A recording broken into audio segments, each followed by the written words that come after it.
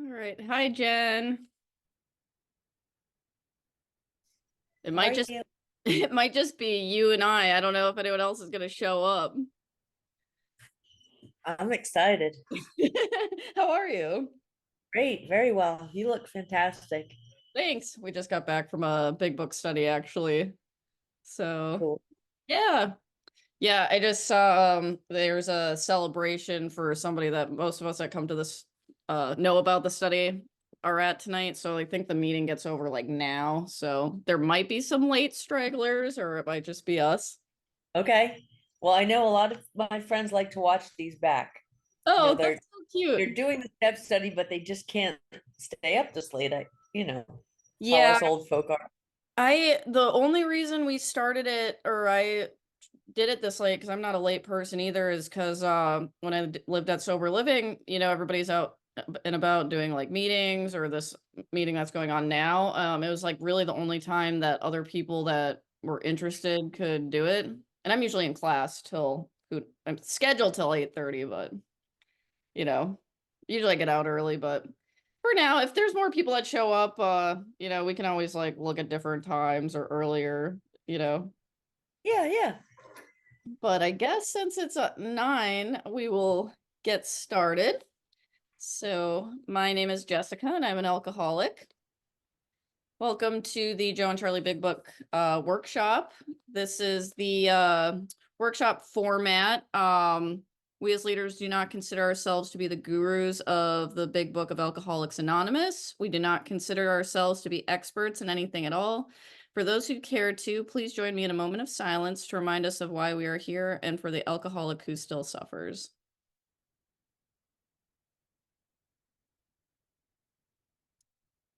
And I am actually going to pull, I don't think I have it uploaded on here. I'm going to read the workshop prayer. I'll have this uploaded next week. God, let me set aside everything I think I know about you, AA, myself, and my disease for an open mind and a new experience. Let me be honest and thorough. Amen. For the first couple of weeks, we'll go around the room and introduce ourselves in order to get to know one another. I'm Jessica and I'm an alcoholic. Hi, Jessica. I'm Jen, and I'm an alcoholic. Hi, Jen. The purpose of this workshop is to experience the recovery process as outlined in the Big Book of Alcoholics Anonymous, either for the first time or again, so that we may better carry out and understand our primary purpose, which is to stay sober and carry the message to the still sick and suffering alcoholic. We are here to talk about recovery only and to go through the 12-step process as outlined in the Big Book of Alcoholics Anonymous. This is not an emotional or intellectual exercise. It is a spiritual exercise so that we can all recover and experience the recovery process as we read it together. It is recommended that in anything you hear here that cannot be reconciled in the Big Book, the 12 and 12, or any AA approved literature simply be ignored. This is a non-crosstalk workshop. Okay, so I'm going to share my screen with you. I hope you can see it here. Let me find my PDF. Are you able to see this?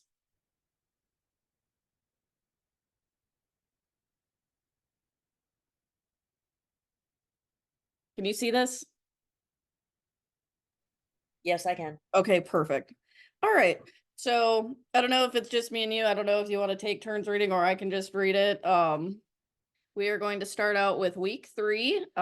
This is chapter 1. This is Bill's story. Oop. Oh, whoa.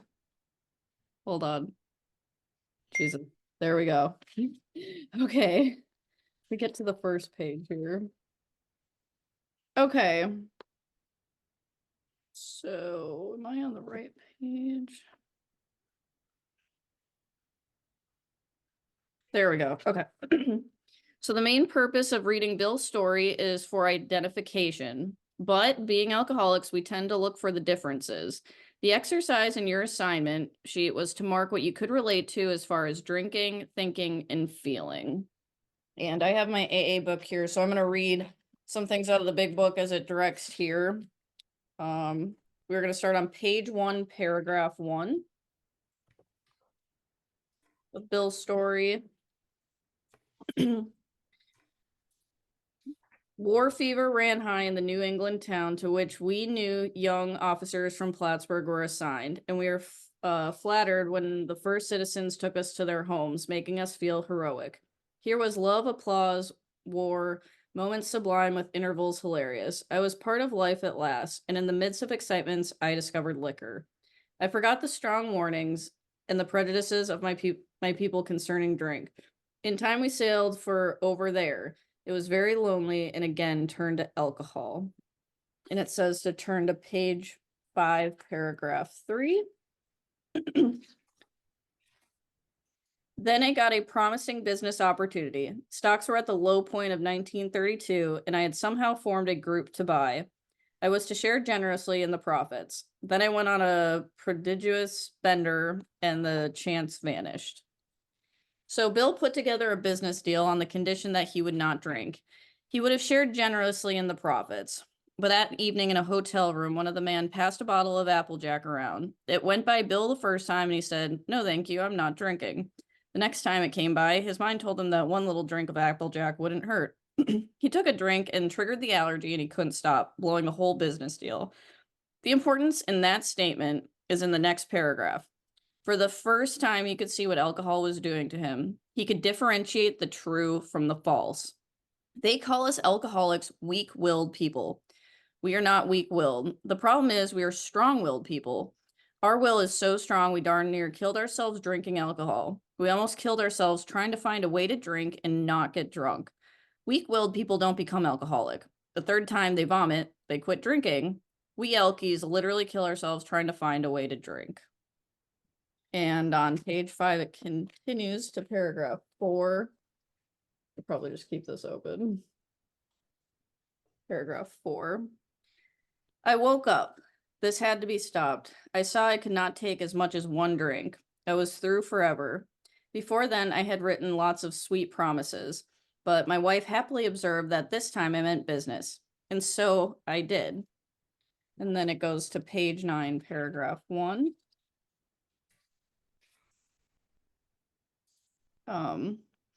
The door opened and he stood there, fresh-skinned and glowing. There was something about his eyes. He was inexplicably different. What had happened? So we actually underlined that when we did step work, the end of Bill's story of what it was like and the start of part 2 of what happened. The friend that came to see Bill Wilson was Ebby Thatcher. Ebby and Bill were old school friends and they drank together on many occasions. Bill had heard that Ebby had gotten into a lot of trouble. Ebby had came from a great family, but his family had a lot of trouble with him. His father had passed away and he had given Ebby his summer home. Ebby was supposed to be fixing it up. Ebby's family always kept Ebby somewhere else. You know how a family will always help if you stay over there? They were trying to get rid of Ebby by keeping him there in the little summer house. Ebby was supposed to be painting it and fixing it up to live in. One time drunk, he set it on fire. Another time, again drunk, he was painting it and the pigeons crapped all over it, and he got his shotgun out and shot the pigeons off the roof, putting holes in the side of the house. Yet another time drunk, one day he ran a car into a lady's house. Now they had him up before the judge and they were going to put him into the nut house. In those days, they didn't have treatment centers, so they put you in the state hospital. Bill hadn't heard about this. So this is what Bill meant by recapturing the spirit of the other days. I don't know if you want to read or anything, or I can keep reading. It's up to you. Sure, I don't mind reading. Sure. It asks, oh, sorry, I am still getting the hang of this. I need to flip the pages so you can also read. It starts here, page 9, paragraph 2, and then page 9, paragraph 5. Okay, you want me to read that? Sure. I pushed a drink across the table. He refused it. Disappointed but curious, I wondered what had got into the fellow. He wasn't himself. I was aghast. So that was it. Last summer, an alcoholic crackpot. Now, I suspected a little cracked about religion. He had that starry-eyed look. Yes, the old boy was on fire, all right, but bless his heart, let him rant. Besides, my gin would last longer than his preaching. What Ebby told Bill was how Roland Hazard and another guy appeared in court, persuading the judge to suspend his commitment and to turn Ebby loose into their custody. They said, "We believe that we have found a way that Ebby can live without drinking." The judges then were not like they are today. They really didn't want to put us in nut houses and prisons back then, if they could avoid it. They did what they could, so the judge turned Ebby loose into Roland's care. Want me to keep reading? If you want to, sure. You can just read till you don't want to. We can take turns or whatever. Okay. Roland took Ebby home for a couple of weeks and then got him into the Oxford groups. Next, he took him down to New York City, and there Ebby went to work for Sam Shoemaker in the Bowery Mission. Ebby was attending the Oxford group meetings, and he heard about his friend Bill, so he went to see him. This, I believe, was the first 12-step call of an alcoholic. Ebby told Bill how these two guys had appeared in front of the judge and how they took him to the Oxford group meetings. There, he learned that the solution to our problem is a power greater than human power and a vital spiritual experience. For the first time, Bill understood the problem as described by Dr. Silkworth, and now he could see the solution to the problem. Ebby brought to Bill what later turned out to be step 2. Then he laid out for him a practical program of action. He said, "Bill, if you will follow this program of action, you will find the power greater than you, and you won't have to drink." That's what I've been doing, and I've been sober for 2 months. Ebby laid out for Bill the practical program of action, which later turned out to be steps 3 through 12. Now we see that Bill has access to the first 3 steps. We saw him take step 1 when he admitted he was powerless. There was no step 1 when he admitted he was powerless. There was not a step 1 written in those days, but he could see that he made that admission. So for the first time, Bill knew all 3 things: the problem, the solution, and the practical program of action. I pass. Okay. It says read page 9, paragraph 6. But he did no ranting. And a matter of fact, he told how 2 men had appeared in court, persuading the judge to suspend his commitment. They had told of a simple religious idea and a practical program of action. There was 2 months ago, and the result was self-evident. It worked. And page 12, paragraph 4. Oops. It was only a matter of being willing to believe in a power greater than myself. Nothing more was required to make my beginning. I saw that growth could start from that point. Upon a foundation of complete willingness, I might build what I saw in my friend. Would I have it? Of course I would. Now we're going to find, as we go through the big book, that Bill, like so many writers, builds in your mind by painting the pictures of the use of words. He's going to be talking all the way through the book of a wonderful, effective spiritual structure. Later on, he's going to tell us what that structure is, and he says, we are going to pass through it to freedom. That last statement is his first reference to this. He said, upon a foundation of complete willingness, I might build what I saw in my friend. The foundation of our recovery is based on willingness, and that is really comes through step 1, where we admit we are powerless over alcohol. If we can make that admission 100%, then we can begin to believe in the power greater than ourselves. Until we can make the admission of that alcohol is the power, it is and always will be the power greater than ourselves, our real growth in spirituality will start with step 1 in willingness, which is the foundation. Then later on with step 2, we are going to see where believing becomes the cornerstone of the spiritual structure. Bill has now taken step 1 and 2. No steps were written in those days, but we can see Bill doing these 2 things: the admission of powerlessness and the becoming to believe. Then it goes to page 12, paragraph 5. Thus, I was convinced that God is concerned with us humans and we want him enough. At long last I saw, I felt, I believed. Scales of pride and prejudice fell from my eyes. A new world came into view. In page 16, the end of the chapter. I guess these informal gatherings one may often see from 50 to 200 persons. We are growing in numbers and power. An alcoholic in his cups is an unlovely creature. Our struggles with them are various, strenuous, comic, and tragic. One poor chap committed suicide in my home. He could not or would not see our way of life. There is, however, a vast amount of fun all about it. I suppose some would be shocked at our seeming worldliness and levity, but just underneath there is deadly earnestness. Faith has to work 24 hours a day in and through us, or we perish. Most of us feel we need to look no further for utopia. We have found it right here and now.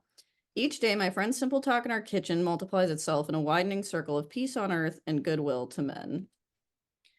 So, the big book was originated in textbook form as a 12-step called to reach people that were not in Akron or New York so that anyone who picked up a copy of it could read and identify with the book.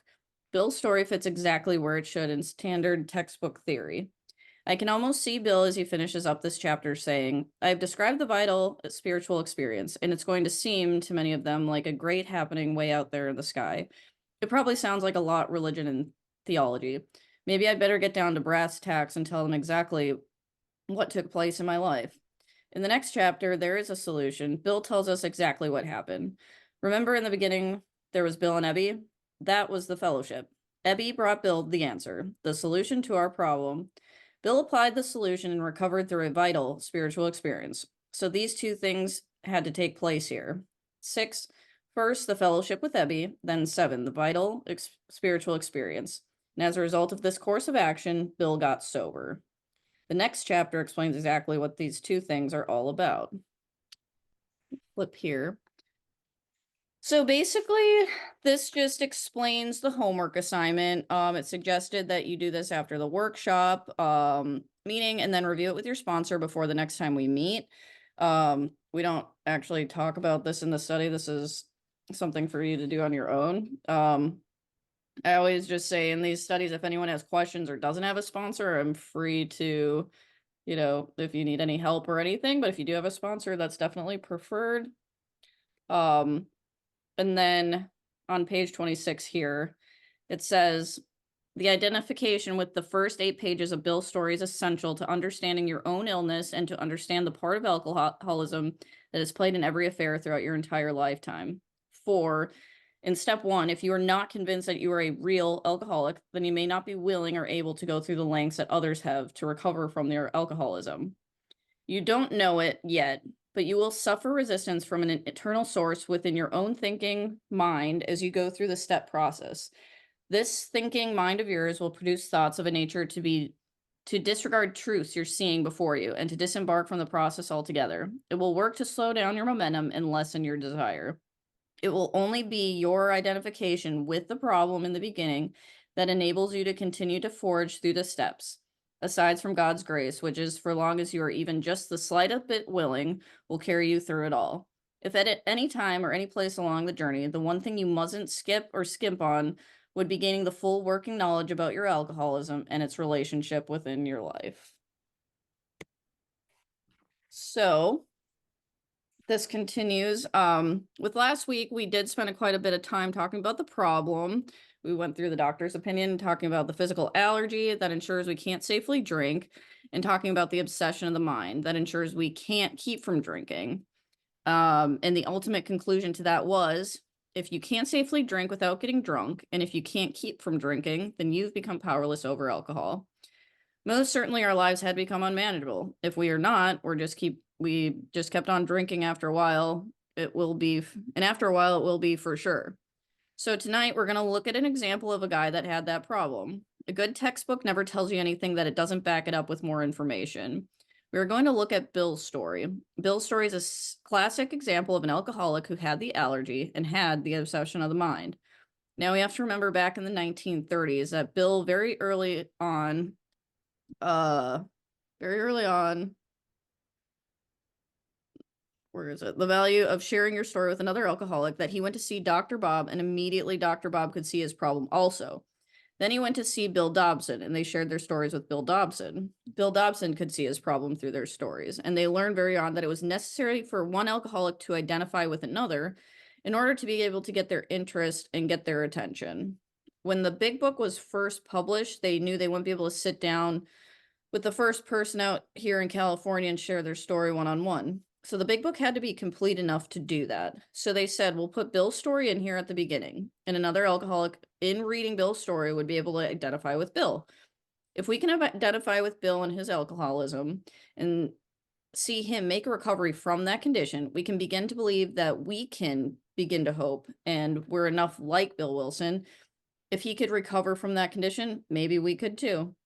Now, a lot of us had said we had trouble identifying with Bill because, after all, he was a night school lawyer and we were not. And after all, he was from New York City, stock speculator, we were not. And a lot of the women say we can't identify with him because he's a man. And people say, well, he was an older fellow and we couldn't identify there either. But if we look at the way Bill thinks and the way Bill acts and the way Bill drinks, if we were a real alcoholic, there's not an alcoholic in this room that can't identify with Bill Wilson. So as we go through Bill's story, we'll look for identification, the process of alcoholism, and Bill drinking, finally, for the sickest reason of all, complete oblivion. And then we will look at how Bill recovered from alcoholism. And if we've identified with him, then we can come to believe that if he can do it, maybe we could too. Identification is the beginning of believing and the beginning of hope. Do you want me to keep reading, or would you like to read? I'll give you a little break. Okay. I guess we I start. too did not think I could identify with Bill Wilson that I've seen pictures of. He was an old man, I thought. Turns out he was 43 years old when he wrote this book. So a relatively young man. But as I began to study and read Bill's story, I began to see that he was a very optimistic person, hardworking, and had lots and lots of willpower. He was a self-made man who became very successful in his own right. Through Bill's story, we're going to see what he was like, how he learned that he was sick, and how he affected a recovery. The total story of Alcoholics Anonymous is contained in Bill Wilson's story. Let's go to page 1. Oh, I actually double checked this before the study. It's gonna be the paragraphs right below it. Okay. So like earlier it said read out of the big book. Here we're just like has it in bold. It puts it right in here for us, so we don't even need the big book. War fever ran high in the New England town to which we knew young young officers from Plattsburgh were assigned, and we were flattered when the first citizens took us to their homes, making us feel heroic. Here was love, applause, war, moments of sublime, and intervals hilarious.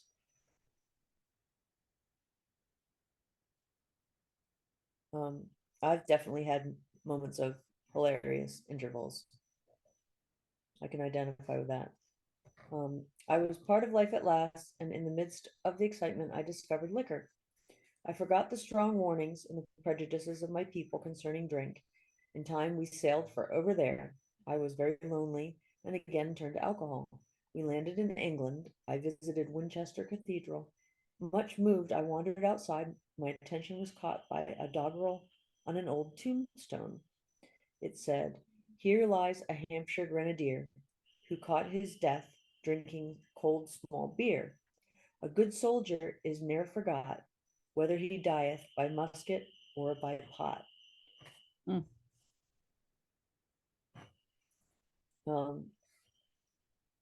He's not referring to marijuana when he says pot, but to the That's what drink. I thought. What is he referring to?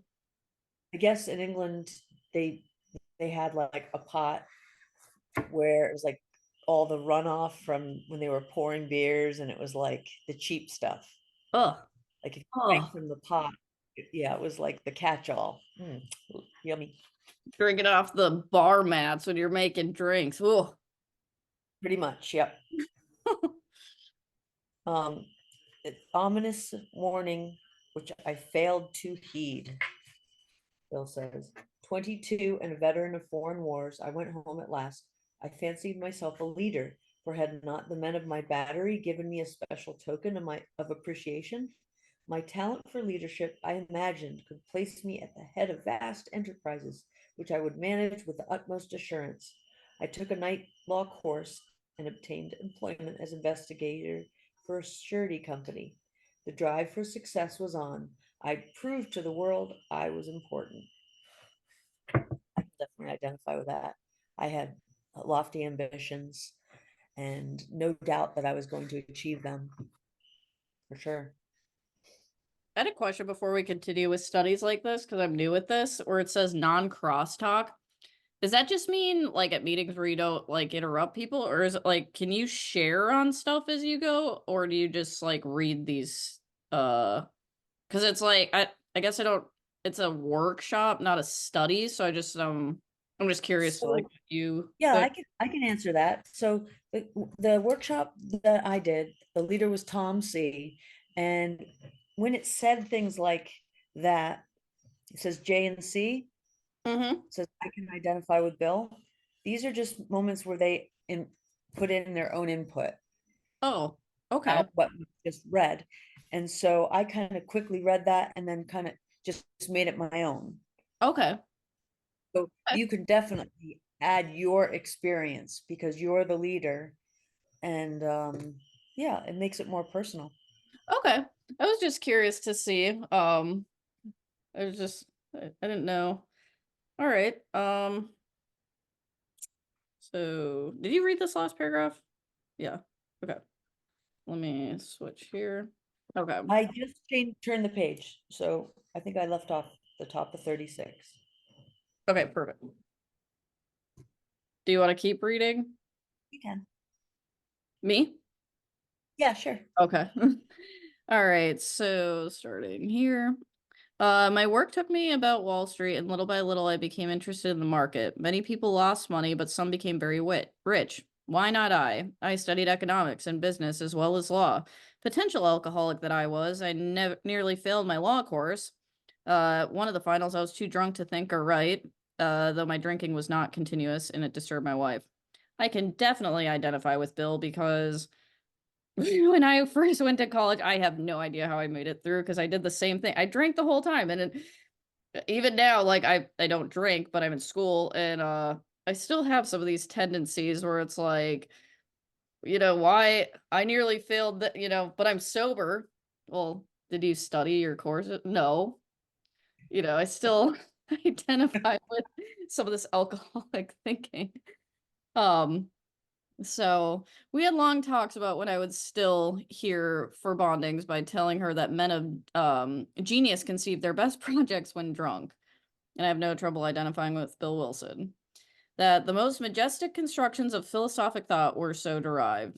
I can identify with Bill. We make our living selling fast talk to slow thinking people, and Bill's trying to do some of that here. But we all know that Lois didn't buy that, he said. Yeah, I don't know. I thought I was like so smart and no one knew what I was up to, but after I sobered up, I realized I am not as smart as I think I am. And yeah, it's a humbling experience getting sober. Continuing to page 2, paragraph 2. By the time I had completed the course, I knew that law was not for me. The investing maelstrom of Wall Street had me in its grip. Business and financial leaders were my heroes. Out of this ally of drink and speculation, I commenced to forge the weapon that one day would turn into its flight like a boomerang and cut me to ribbons. Living modestly, my wife and I saved $1,000. It went into certain securities, then cheap and rather unpopular. I rightly imagined that they would someday have a great rise. I failed to persuade my broker friends to send me out looking for factories and managements, but my wife and I decided to go anyway. I developed a theory that most people lost money in stocks through ignorance of markets. I discovered many more reasons later on.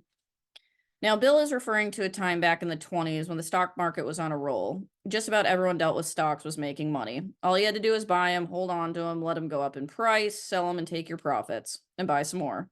Everything was done at about a 10% margin. Everything was pure speculation. Bill really became one of the first investment counselors on Wall Street. He began to look sooner or later this bubble is going to burst. Sooner or later, we're going to have to start making decisions that based on fact rather than speculation. He went to the people who had money and said, I don't have the money to do this, but if you guys would back me financially, I'll leave New York City and I'll start visiting these companies. And I'll look at the plants and I'll talk to the employers and I'll examine the books wherever I can and write up reports and send them back here. We'll start making our own decisions of whether to buy or not based on fact. And they said, no, Bill, we don't need any of that information. We're making all the money we want to make anyhow. And you know how we alcoholics are. If we get a good idea, stubborn as hell, we're going to carry it out one way or another. He said, the hell with them. I don't need them anyhow. And I'll just do this on my own. We gave up our positions and we roared off in a motorcycle. The sidecar stuffed with tents, blankets, changes of clothes, 3 huge volumes of financial reference service. Our friends thought a lunacy commission should be appointed. Perhaps we were right. I had some successes at speculations, so we had a little money, but we once worked on a farm for a month to avoid drawing on our small capital. That was the last manual labor on my part for many a day. We covered the whole eastern United States in a year, and at the end of it, my Wall Street procured me in a position there that was a use of a large expense account. The exercise of an option brought in more money, leaving us with a profit several $1,000s for that year.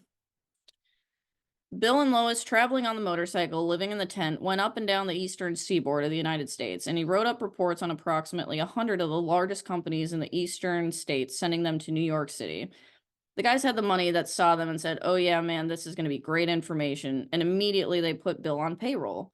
They gave him a large expense account. The exercise and option made it a good profit for the first time in his life, and he's got something. He came from a little town called East Dorset, Vermont, and he had never had anything before in his life. Here's how he feels. For the next few years, fortune threw money and applause my way. I had arrived. God, how many of us had done that same kind of things Bill did? My judgment and ideas were followed by many to many the tune of paper millions. The great boom of the late 20s was seething and swelling. Drink was taking an important and exhilarating part in my life. There was a loud talk on the jazz places uptown. Everyone spent in thousands and chattered in millions. Scoffers could scoff and be damned. I made a host of fair weather friends. And here's how Bill, now back in New York City on top of the heap, he's making money for himself and a lot of other people. He's drinking also, but drinking is not a problem right now, and it's a very exciting thing, and Bill is really, really, really becoming a success of what he wants to be.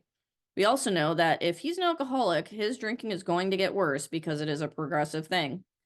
Let's see where he goes now from the top of the heap. He said, my drinking assumed more serious proportions, continuing all day and almost every night. The remonstrances of my friends terminated in a row, and I became a lone wolf. How many of us have done the same thing? People began to say to Bill, you're drinking too much. Bill, you're costing us money. Bill, why don't you cut back? Bill, why don't you quit? Once again, rather than even consider that Bill said, he said, to hell with them, I don't need them, and begins to operate on his own now. I have no problem identifying with Bill Wilson. There were many unhappy scenes in our sumptuous apartment. There had been no real infidelity, for loyalty to my wife helped at times by extreme drunkenness, kept me out of those scrapes. Now, I've always believed that everything Bill wrote, but I'm not sure about that. You see, we have a book in AA called As Bill Sees It, and in Al-Anon they have a book called As Lewis Remembers. A whole lot different. They're not exactly the same either. Let's go to page 4, first paragraph. Now, here's old Bill making lots of money. He's doing what he's got, lots of willpower, lots of hope for the future, hardworking optimism, a self-made man. And on page 4, it says, abruptly, in October 1929, hell broke loose on the New York Stock Exchange. After one of those days of inferno, I wobbled from a hotel bar to a brokerage office. It was 8 o'clock, 5 hours after the market closed. The ticker still clattered. I was staring at an inch of the tape which bore the inscription XYZ-32. It had been 52 that morning. I was finished, and so were many of my friends. The papers reported men jumping to their death from the towers of high finance. That disgusted me. I would not jump. I went back to the bar. Do you want to read, or do you want me to keep reading? I love that. I won't jump. I'll just kill myself at the bar.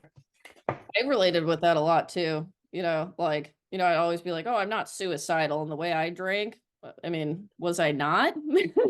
You too much of a coward to do anything, but at the same time, I'm not, maybe I was. I don't know. Um, Bill had a solution to that, didn't he? Big book, page 4, paragraph 1, line 11. My friends had dropped several millions since 10 o'clock. So what?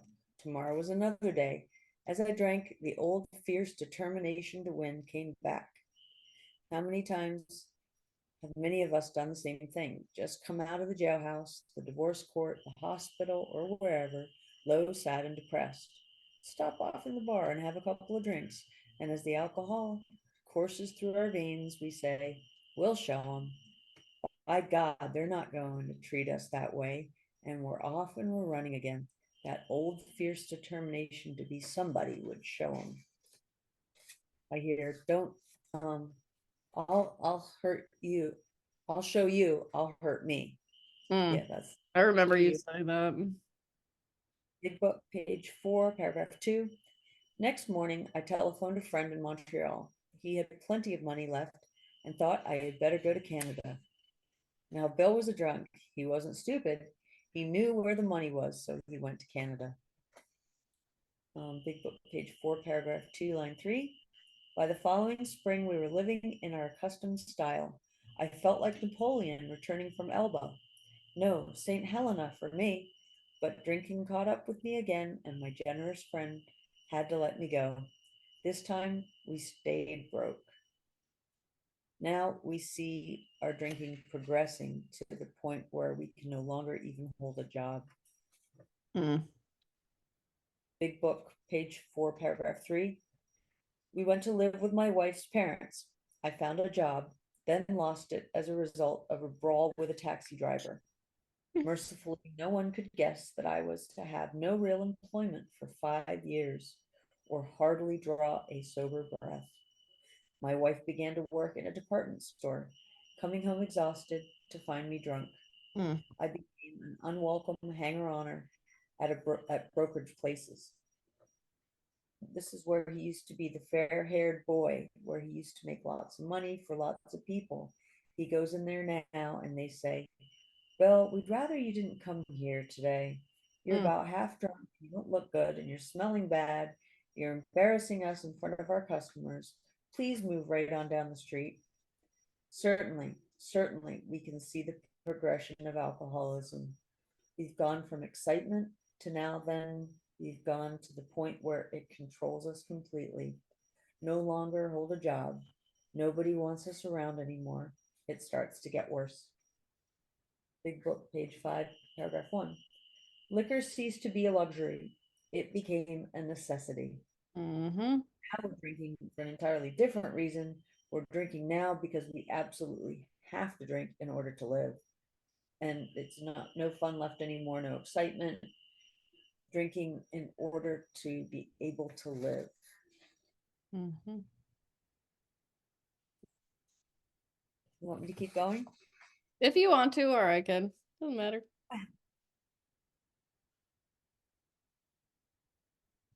Big book, page 5, paragraph 1, line 2. Bathtub gin, 2 bottles a day, and often 3, got to be my routine. Sometimes a small deal would net a few $100s, and I would pay my bills at the bars and delicatessens. This was went on endlessly, and I began to waken very early in the morning, shaking violently. A tumbler full of gin, followed by half a dozen bottles of beer, would be required if I were to eat any breakfast. Nevertheless, I still thought I could control the situation, and there were periods of sobriety which renewed my wife's hope. Remember last night, Dr. Silkworth said, we really cannot differentiate the true from the false. To us, what we're doing is normal. We see that Bill's life is going to hell in the handbasket already. Bill can't see that. He thinks that he can still control the situation. Let's see where he goes on control.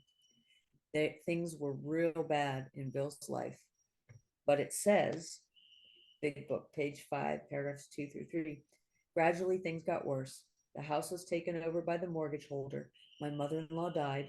My wife and father-in-law became ill. Then I got a promising business opportunity.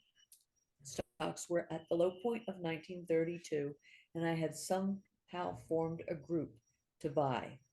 I was to share generously in the profits. Then I went on a prodigious bender, and that chance vanished. This is a story within itself. The people that had the money knew how good Bill was at putting these deals together. They came to Bill and said, Bill, we've got a proposition for you. We've got an opportunity not only to make money for us, but to make money for you. If you can stay sober, we'd like for you to handle this thing. And Bill said, don't you worry about that drinking. I'm through with that drinking. You'll not have to worry about that. Bill worked for a matter of months putting this deal together, and a few days before it was to be successfully completed, one night they're all sitting around in the hotel room talking about this and that, and somebody passed around a bottle of Applejack. This was during the days of Prohibition. It came to Bill, and he said, no, thank you. I'm not drinking anymore.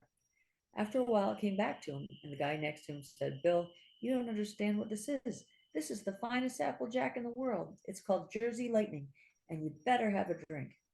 Bill's mind said, I've never tasted any Jersey Lightning before. Bill gave it no more thought than that. He reached out, grabbed the bottle, took a drink, triggered the allergy, couldn't sober up, and blew the whole deal. Now, the importance in it lies with the next statement, he said. Big Book, page 5, paragraph 4. I woke up. This had to be stopped. I saw I could not take so much as one drink. I was through forever. Before then, I'd written lots of sweet promises, but my wife happily observed that this time I meant business, and so I did. I know I read that he actually wrote those promises to her in the inside cover of the Bible, of his Bible. He said, I Oh, will never drink again. I promise you, Lois. And yet he did.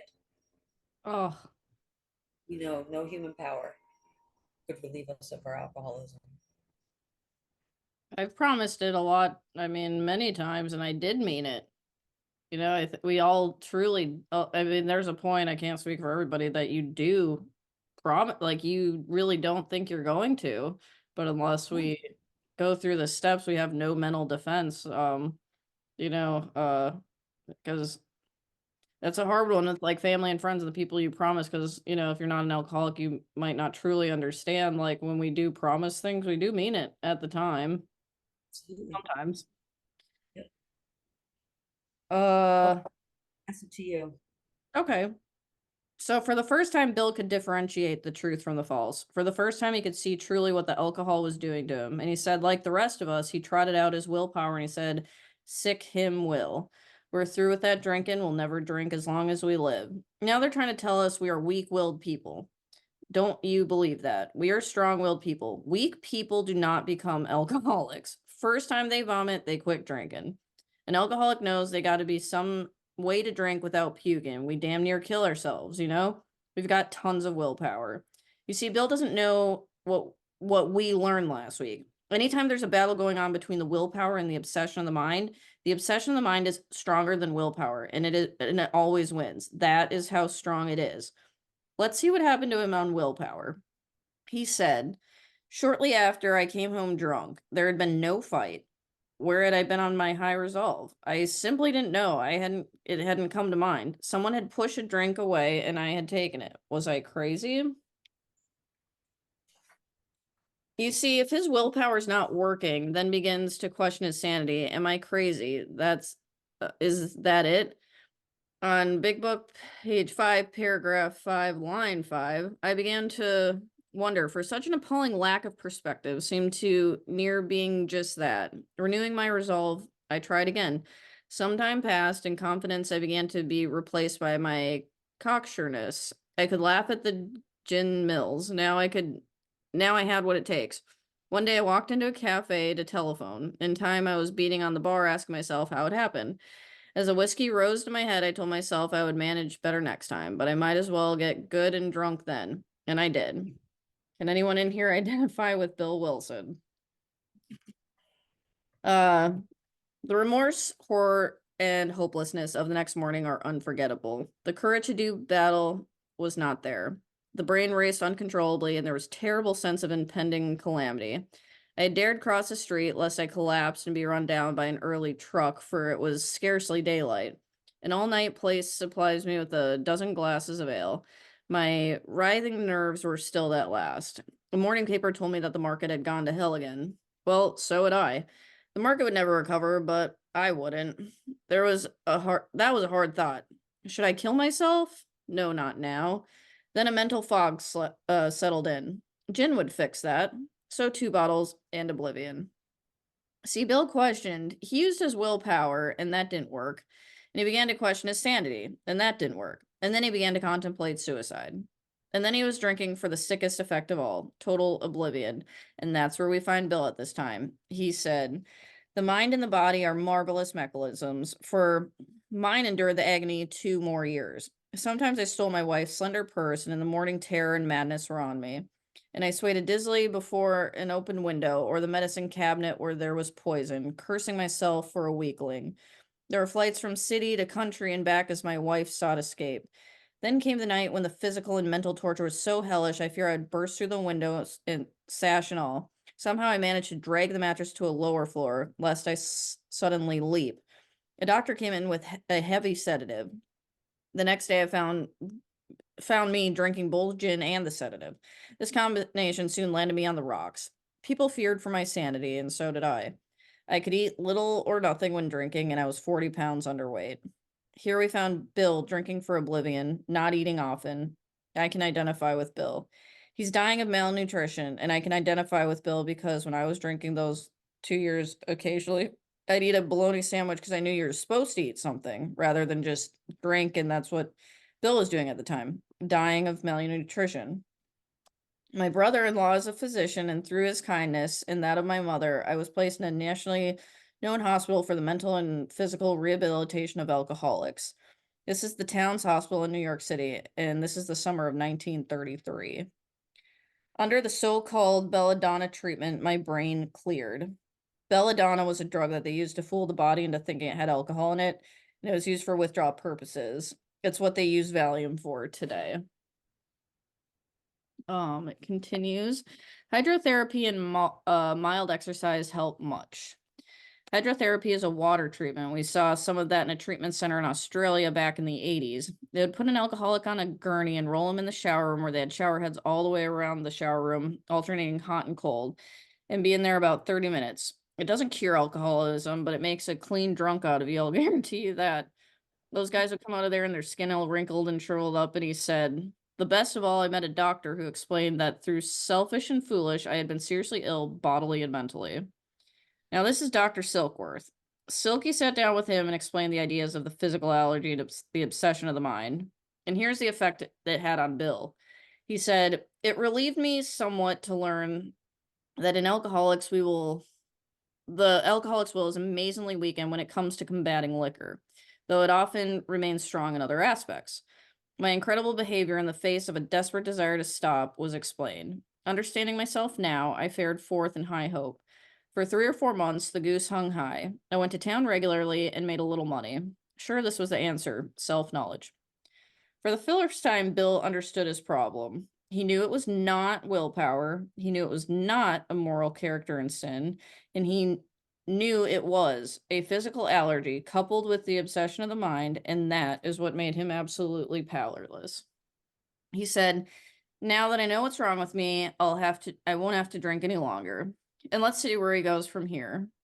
The information we learned last week in the doctor's opinion in the illness of alcoholism is very, very important information. But as you know, it's just information. It will not solve alcoholism just because we know what the problem is, as Bill found out. But it was not for the frightful day when he came and drank once more. The curve of my declining moral and bodily health fell off like a ski jump. After a time, I returned to the hospital. Now it is the summer of 1934. A year later, Bill goes back to the towns for the second time. This was the finish, the curtain, it seemed to me. My weary and despairing wife was informed that it would all end with heart failure during delirium tremens, or I'd develop a wet brain, perhaps within a year, and we'd soon have to give me over to the undertaker of the asylum. Bill was laying in the hospital room where he, there sick, overheard Lewis and Dr. Silkworth talking. He said, Dr. Silkworth, is there any hope for him? And he said, No, I don't believe so, Lewis. We have to have him get over there to the undertaker or the asylum because there's no solution for Bill. And Bill said, They don't need to tell me. I know, and I almost welcomed the idea. It was a devastating blow to my pride. I, who had thought of myself and my abilities and my capacities to surmount obstacles, was concerned at last. Now I was to plunge into the dark, joining the endless procession of thoughts that had gone on before. I thought, but my poor wife, there had been much happiness after all. What I would not give to make amends. But that was over now. Bill was a very hard-working and optimistic individual, and now we see Bill, he is hopeless. He is without hope. But all you know is you can't live long without hope. You've got to have hope. But Bill is hopeless at the moment. Now let's look at this statement very carefully. He said, No words can tell you of the loneliness and despair I found in that bitter morass of self-pity. Quicksand stretched around me in all directions. I had met my match. I had been overwhelmed, and alcohol was my master. I had never seen a better description of step one. There was no step one written in those days, but surely this is where Bill took it from. He admitted complete defeat. Alcohol had whipped him in a fair fight. He was completely powerless over alcohol. Now, if that should happen to you or to me today, chances are we would say, I guess I'd better go to AA. But Bill didn't have any AA to go to. He's in the best facility he knows. So even though he's admitted he is powerless, even though he has taken what we know as step one, there's only one thing he can do is leave that hospital and try to stay sober on his own. Trembling, I stepped from the hospital a broken man. Fear sobered me for a bit. I can relate with that. They came to the insidious sanity that the first drink on Armistice Day of 1934 was off again. Anyone became resigned to this certainty that I would have to be shut up somewhere, or I'd stumble to be a miserable end. How dark is it before the dawn? In reality, it was the beginning of my last debauch. I was soon to be catapulted into what was called the fourth dimension of my existence, and I know happiness, peace, and usefulness in a way of life is incredibly more wonderful as time passes. Near the end of that bleak November, I sat drinking in my kitchen. And I imagine it was a bleak November. He started drinking November the 11th, triggered the allergy, couldn't stop, and has been drunk for 3 weeks.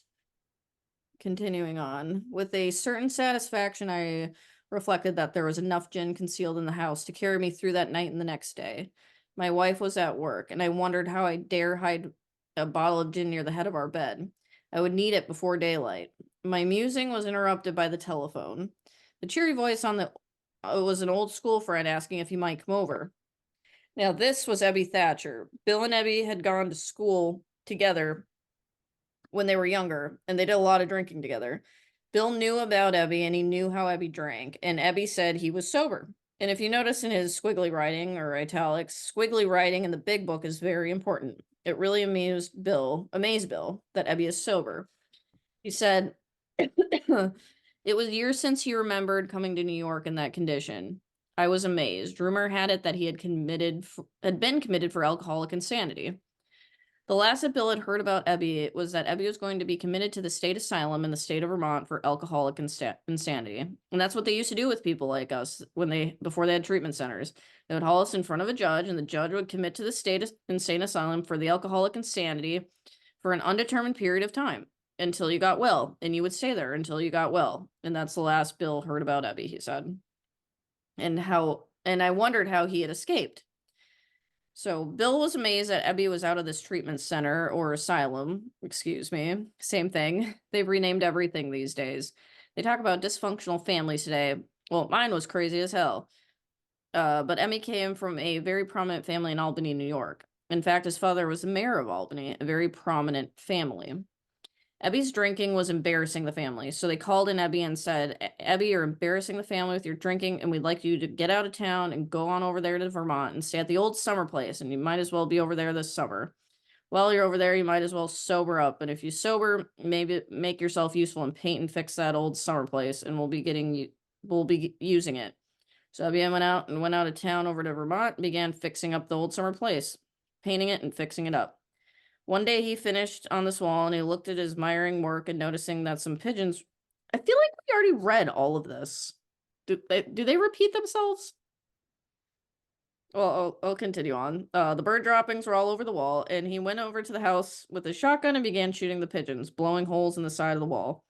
Well, the neighbors didn't like that at all, and they called the police and they arrested him. They took him before the judge and they were going to commit him for alcoholic insanity. But Ebby got real lucky. He took before the judge and they were going to, or got real lucky. Two felons interceded on his behalf. One guy was Roland Hazard and the other was Seaber Graves, and they asked the judge if they might release Ebby to their care because they were going to the Oxford group. They felt if they took Ebby to the Oxford group meetings that he would apply the tenets of the Oxford group to his life and maybe he could stay sober. Well, Ebby began to go to the Oxford group meetings and began to stay sober, and a couple of months later he went to the New York Calvary Mission, which was the headquarters of the Oxford group at that time. And he began to stay in that mission, and after a while he remembered his friend Bill, and he said, I think I'll go talk to Bill. Maybe I can help Bill stay sober like these two fellows have helped me. Now, Bill didn't know any of this. Bill just said, I wondered how he escaped.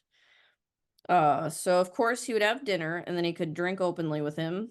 Unmindful of his welfare, I thought of recapturing the spirit of other days. There was that time that had unchattered on an airplane to complete a jag. His coming was an oasis in the dreary desert of futility. The very thing an oasis. Drinkers are like that. The door opened and stood there, fresh-skinned and glowing. There was something about his eyes. He was inexplicably different. What had happened? I pushed a drink across the table and he refused it. Disappointed but curious, I wondered what had gotten into the fellow. He wasn't himself. Come, what's all this about? I inquired. He looked straight at me, simply but smiling, and he said, I've got religion. Ooh, it's 9:58 and there's 1, 2, 3, 4, 5, 6, 7 pages left. I don't know how they fit this all in an hour. Would you like to continue reading, or should I continue this for next week's study? Yeah, I think it's a lot. I 7 think more it's a pages. lot too. I don't know how you fit that in 1 week. Maybe next week is short. Oh, next week is super short. So that's Okay, what good. we'll do. That is what I'll do. So we will stop on page 44. And that'll give us more material for next week. Next week, we'll finish that. And then we go into chapter 2, which is There is a Solution. And it's only a couple pages and just an assignment. So, yeah. That was a lot of material. That was a lot of reading. I You think that did was the great. longest week that we had. I'm glad you attended, Jen. Me too. I'm so Thank so you. glad you're doing this. It's amazing. It's just it explains it. You know, it's such a unusually written book because it was written in the 30s, and the way Joe and Charlie describe it kind of is more contemporary. And then your spin on it really brings it into the now. Thank you. Well, if I would have listened to my sponsor and listened to the Joe and Charlie tapes at the beginning of when I got sober, that would have been very helpful. Of course, I didn't listen to my sponsor. And I found Joe and Charlie tapes in the app, I don't know, maybe 2 months ago. And honestly, listening to them during work and stuff is like, it truly like gave me a different understanding of a lot of things. And just like how they talk about it, the step one where they talk about the physical allergy and the obsession was just honestly life-changing. 'Cause it's one thing to go through the steps, but just, like digging deeper and getting a further understanding. I don't know, I just liked it. So that's kind of why I wanted to start this step study, just because I just liked listening to them and I liked the depth they go into. And I don't know, at my sober house, there's a lot of girls that I was talking to them like, we all got in there about the same time, all got sober about the same time, like it's not a comparison or a competition, but I finished my steps and there's some that haven't started. And I was just like, if you don't have I'm looking for a sponsee, I want to work with others. It's all in God's timing, but maybe this would be a good way to like work with other people, um, get some motivation or something. And I don't know. I've had some good feedback from it, and there's not a lot of people, but there's been like one person every time that we've been doing it on Zoom, and it's been really interesting to get different, you know, perspectives. It's been fun. And believe me, more people are seeing the recordings because I'm passing it on, and a lot of my friends are so interested, and they're listening to them all, and they're buying the workbooks. So Oh, you I love this that. workshop is bigger than you're seeing. Did you buy this on Amazon? I couldn't Yep. remember if I sent you the link. Oh, you did. Okay, great. You sent it, and then I sent it on, and now my friend Awesome. Joanne bought a copy, and I have another friend in Connecticut that's following along. So I think I'm gonna go through and actually do this homework. I It looks yeah. kind of cool. I kind of want to do it, even though you don't really go over it. But all right. Well, I Yep. guess And I thank will you so much for possibly doing see this. you next Really week. appreciate it. Yeah. Okay. Thanks. Thanks, Bye, Jeff. Jessica. Have a good night.